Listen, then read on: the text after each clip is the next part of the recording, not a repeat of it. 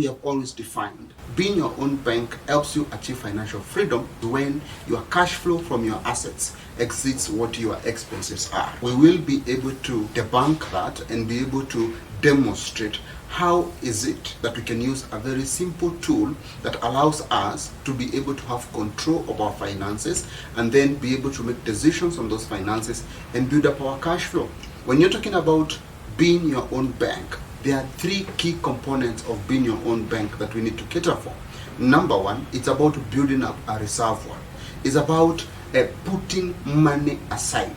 And it is not only about accumulating funds, but it's about putting money aside that is growing. Money aside that is growing on a compound interest. So that is where you're building your reservoir. So the way banks do that, they take deposits from customers. They use other people's money. They are always getting in deposits. They're building their reserves. Once you build up your reserve, the next step is to protect that reservoir. To protect the reservoir means that you do not take any risks on those particular funds. Then step number three is to multiply the money. Now you look at ways of how you can be able to make decisions and take advantage of the different aspects of that particular reservoir, the different opportunities that are available for you to be able to grow that particular reservoir. So three things. The foundation is to build up a reservoir. So you can build up the reservoir very easily. You can have a monthly savings scheme where you put in money every month, and you can say, I'll be putting in 1,000 shillings, 2,000 shillings, or 10,000 shillings every month into that particular reservoir.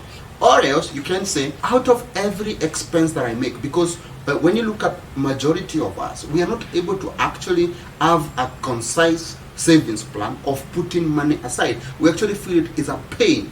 It's an additional cost to us to actually plan and budget to put some money aside every month.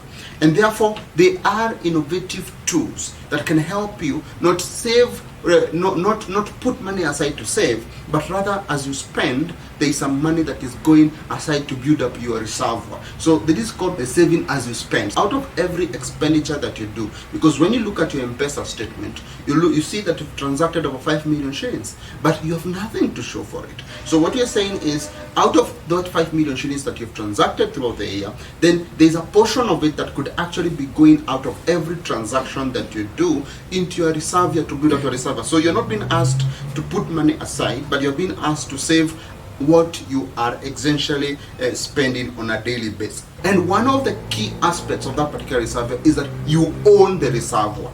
You own it. You're not giving your money to someone else who has control. You want to put your money where you have control. Those are the unique aspects of being your own bank, because we are debunking the three steps. So the foundation is building up your reservoir. Your reservoir, you can build it up passively without having to think about it from every expenditure that you actually make. And then once you're building this reservoir, the reservoir must be growing. On top of that, the reservoir must be something that you own. You have to own the reservoir. Why is it necessary for you to own the reservoir? Because when you have control of the money, you can make decisions on how the money can be invested.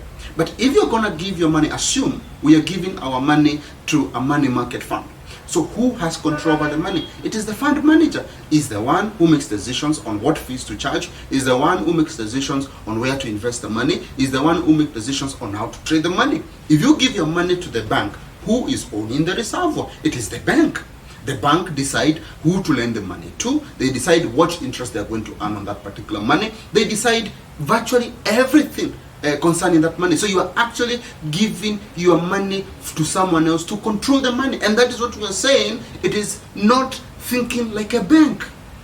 The bank build up their own reservoir by ensuring they are in control of their cash.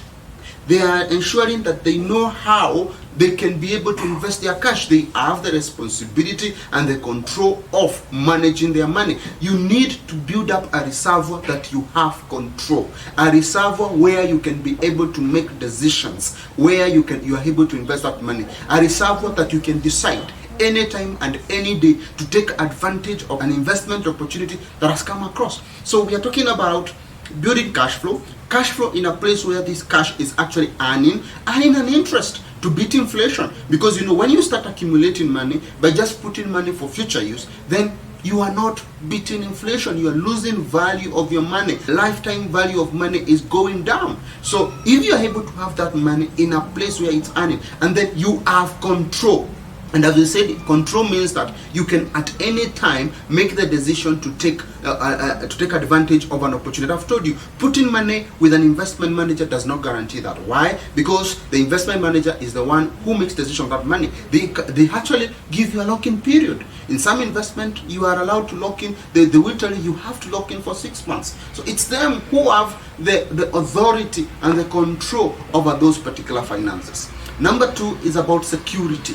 So security means that you need to ensure that you're not taking any risks on that money. It means that even when you want to trade the money, when you want to invest the money, you're investing the money in secured assets. You're investing the money in areas that you're not losing your cash. Then number 3 is about multiplying, taking advantage of opportunities. For example, you could have a friend borrowing you money and you could charge them a good interest on that. So if you have control of your reservoir, then you can be able to decide how much you'd like to earn from that particular reservoir. And that's what you're talking about, thinking like the bank. So how does the bank think? So that is the next step that we need to be able to look at. How does the bank think? Sortika, Nikki Spend na save.